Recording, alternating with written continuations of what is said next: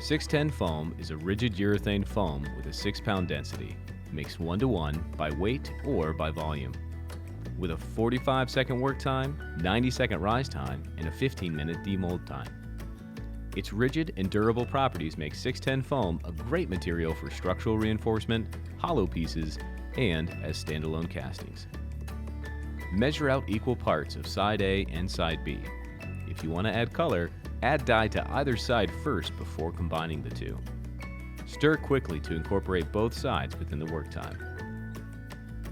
Pour 610 foam into your mold before the 45-second work time is done to ensure a good casting. 610 foam expands to 10 times the original amount over the 90-second rise time.